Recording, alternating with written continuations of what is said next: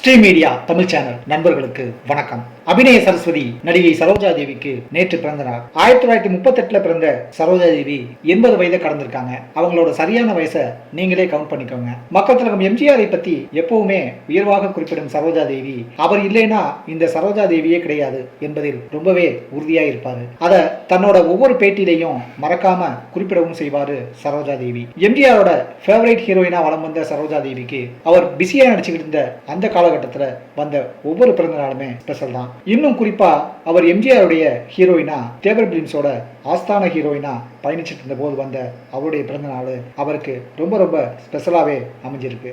அன்னைக்கு ரொம்ப பிஸியான ஹீரோயினா இருந்தப்ப எத்தனையோ அன்றைய முன்னணி தயாரிப்பாளர்கள் சரோஜாதேவியோட பிறந்த நாளுக்கு ஸ்பெஷல் கிஃப்ட் எல்லாம் கொடுத்திருப்பாங்க. ஆனா அதுலயும் சாண்டோ சின்னப்பா தேவர் சரோஜாதேவியோட பிறந்த நாள்ல கலந்துக்கிட்டு அவருக்கு ஆசி வழங்குறது தான் ரொம்பவே ஸ்பெஷலா இருந்திருக்கு. சரோஜாதேவிக்கு பொன்னாலையும் பொருளாலையும் கிட்டத்தட்ட அபிஷேகமே செஞ்சார் சாண்டோ சின்னப்பா தேவர்னு பழைய செய்திகள்லாம் கூட சொல்லுது. அந்த அளவுக்கு தேவர் பிலிம்ஸுக்கு சரோஜாதேவி ரொம்பவே ஸ்பெஷல். அதனாலதான் அவர் தான் தயாரிக்கிற எம்ஜிஆர் படங்கள்ல வேற ஹீரோயினை பத்தி நினைக்கிறதே இல்லை. ஆனா அவரையுமே கூட வேற ஹீரோயின் தேட வச்சதும் கூட அதே சரோஜா தேவி தான். ஒரு பிறந்த நாள்ல சரோஜா தேவி ஆசீர்வாதம் பண்ணிட்டு கையோட பாப்பாவோட கால் சீட்டையும் அதான் சரோஜா தேவியோட கால் சீட்டையும் வாங்கிட்டு வந்துடலான்னு கணக்கு போட்டு சரோஜா தேவியோட வீட்டுக்கு போனாரு தேவர். அன்னைக்கு அவங்க ரொம்ப பிஸியான ஹீரோயின். அவங்க வீட்டுக்கு வெளியே பெரிய பெரிய படக்கம்பெனியோட கார்கள் அணிவகுத்து நிக்குது. தேவர் தன்னோட கார்ல இருந்து இறங்கி சரோஜா தேவியோட வீட்டுக்கு போய் சரோஜா தேவிக்கு பிறந்த நாள் வாழ்த்து சொல்றாரு. அவருக்கு ஆசீர்வாதம் செஞ்சாரு. தேவருடைய ஆசீர்வாதம் கூட ரொம்ப பிரம்மாண்டமா தான் இருந்திருக்கு.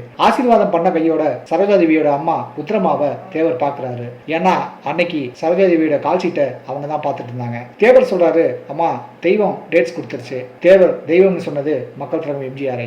தெய்வம் டேட்ஸ் கொடுத்துருச்சு, மற்ற எல்லா அரேஞ்ச்மெண்ட்டும் முடிச்சுட்டேன். இத்தனாம் தேதி பட பூஜை, இத்தனாம் தேதி ஷூட்டிங் ஸ்டார்ட் பண்றோம், இத்தனாம் தேதி படத்தை முடிக்கிறோம், இன்னைக்கு படத்தை ரிலீஸ் பண்றோம் அப்படின்னு பர்ஃபெக்டான ஒரு ஸ்கெட்சை சரோஜாதேவியோட அம்மா கிட்ட கொடுக்குறாரு. ஏன்னா தேவருடைய ஸ்டைலே அதான, சொன்ன டேட்ல படம் ரிலீஸ், அதுவும் யாரை வச்சு? மக்கள் திலகம் எம்ஜிஆரை வச்சு. யோசிச்சு பாருங்க எவ்வளவு பெரிய விஷயம் அது. ஆனா இங்கதான் தேவருக்கு ஒரு செக் வைக்கிறாங்க சரோஜாதேவியோட அம்மா. நீங்க சொல்றதெல்லாம் சரிதான், ஆனா இப்ப பாப்பாவால மொத்த டேட்ஸும் உங்க ஒருத்தருக்கு மட்டும் கொடுக்க முடியாதே. வெளியில பாருங்க எவ்வளவு பேர் பாப்பாவோட டேட்ஸுக்காக காத்திருக்காங்க. எல்லாம் பெரிய பெரிய கம்பெனிக்காரங்க தான். என்ன பண்றதுன்னு இழுத்தாங்க. ஆனா தேவர் சொன்னாரு, எல்லாம் சரிம்மா, ஆனா நான் எம்ஜிஆரோட கால் சீட்டை வீணாக்க முடியாதமான்னாரு. இப்படியே இவங்க விவாதம் தொடர்ந்துட்டு இருக்கு.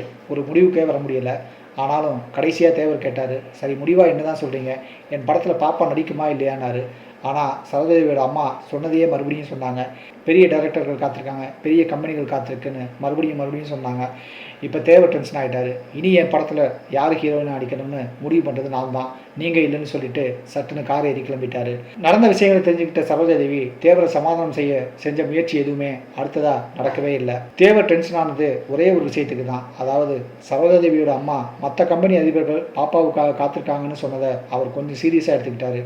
அப்போ மற்றவங்களும் நாமளும் ஒன்றாங்கிறது தான் அவரோட டென்ஷனுக்கு காரணம். ஏன்னா அன்னைக்கு பட உலகத்தில் அத்தனை பேருக்கும் அமுத சுரபியாக இருந்தவர் தேவர் தான். அதை கவியரசர் கண்ணதாசன் வந்து அத்தனை பேரும் பதிவு பண்ணியிருக்காங்க. அதனால தான் தேவருக்கு அத்தனை கோபம். தேவர் சரோஜாதேவி இல்லை, இந்த படத்துக்கு இனி சாவித்திரி தான் ஹீரோயின், சொன்ன டேட்டில் படம் ரிலீஸ்னு சொல்லி ஜெயித்த படம் வேட்டைக்காரன். இதுக்கு அடுத்ததா இன்னொரு சம்பவம். மக்கள் திலகம் எம்ஜிஆரோட வேட்டைக்காரனுக்கு அடுத்த படம் தொழிலாளி. அதில் ஹீரோயின் 2 பேர். ஒருவர் கேஆர் விஜயா, இன்னொருத்தங்க சமீபத்தில் மறைந்த நடிகை ரத்னா. இந்த படத்தோட ஷூட்டிங் வாகினி ஸ்டுடியோவில் நடந்துகிட்டு இருக்கு. ஷூட்டிங் பிரேக்கில் அந்த படத்துக்கு வசனம் எழுதின ஆரூர் தாஸ் கிட்ட ஒரு விஷயத்தை சொல்றாரு தேவர். அதாவது ஆரூர் தாஸை தனியாக அழைச்சிட்டு போய் ரொம்ப ரகசியமா அந்த செய்தியை சொல்றாரு. அப்படி தேவர் ரகசியமா சொன்ன விஷயம் இதுதான். அப்பா, இன்னைக்கு ராத்திரி ஷூட்டிங் முடிஞ்சப்புறம் எம்ஜிஆரும் ஜானகியம்மாவும் நீ வசனம் எழுதின சிவாஜி பிலிம்ஸோட புதிய பறவை படத்தை பார்க்க போறாரு. அதுக்கு என்னையும் திருமுகத்தையும் கூட இருக்க சொல்லியிருக்காரு. அதனால நீ அங்க இருந்தா உன்னை வச்சுட்டு படம் பார்க்க எம்ஜிஆர் யோசிப்பாரு. அவருக்கும் அது தர்ம சங்கடமா இருக்கும். அதனால ஒரு 7 மணிக்கு அப்புறம் நீ எம்ஜிஆர் கிட்ட சொல்லிக்காம நைஸா நழுவி போயிடு. எம்ஜிஆர் உன்னை பத்தி கேட்டான்னா நான் அதை இதை சொல்லி கொஞ்சம் சமாளிச்சுக்கிறேன். அதனாலதான் முன்னாலேயே உங்ககிட்ட இந்த விஷயத்தை சொல்லிட்டேன்னு சொன்னாரு தேவர். நல்ல வேணுன்னு இதை முன்னாடியே சொல்லிட்டீங்க. ஒருவேளை எம்ஜிஆர் அவரோட சேர்த்து என்னையும் படம் பார்க்க சொல்லி அவர் வார்த்தைக்கு கட்டுப்பட்டு நானும் அவரோட சேர்ந்து படம் பார்த்தா அது அவ்வளவு நல்லா இருக்காது. என்ன வச்சுக்கிட்டு சிவாஜி படம் பத்தி அவரோ இல்ல நீங்களோ மனந்திருந்து எதுவுமே பேச முடியாது. நல்ல வேலை சொல்லிட்டீங்க.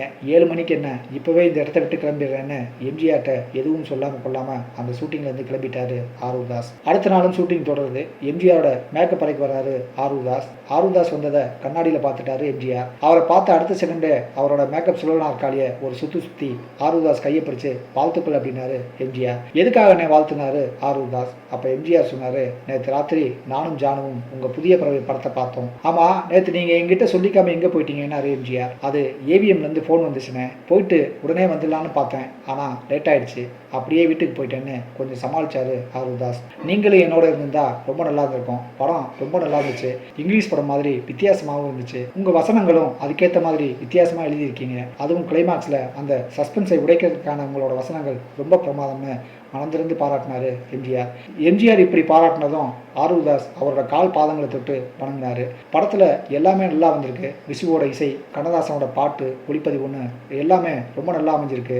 சௌகா ஜானகி ரொம்ப அற்புதமாக நடிச்சிருக்காங்க. அவங்க நடிப்பில் ஒரு ஸ்டைல் இருக்குது. எடுத்த எடுப்பில் அவங்களோட அறிமுகமும், கையில் மைக்க வச்சுக்கிட்டு அவங்க பாடுறதும், பின்னால் அதே பாட்டை அவங்க திரும்பவும் பாடுறதும் படம் பார்க்குறவங்களுக்கு ரொம்ப ஆச்சரியத்தை உண்டாக்குது. மொத்தத்தில் படம் ரொம்ப நல்லா வந்திருக்கு. அதனால தான் உங்களுக்கு என்னோட வாழ்த்து சொன்னேன்னு சொன்னார் எம்ஜிஆர். ஆரூர் தாஸ் கிட்ட குறிப்பாக இன்னொரு விஷயத்தையும் எம்ஜிஆர் சொன்னார். அது இந்த படத்தில் உங்கள் ஹீரோயின் ரொம்ப அழகாக இருக்காங்க அப்படின்னு ஆரூர் தாஸ் கிட்ட சொன்னார் எம்ஜிஆர். எம்ஜிஆர் ரொம்ப அழகாக இருக்காங்கன்னு சொன்ன அந்த ஹீரோயின் அபிநய சரஸ்வதி சரோஜா தேவி. நன்றி நண்பர்களே. மீண்டும் ஒரு நல்ல தகவலோடு மறுபடியும் சந்திப்போம். நன்றி.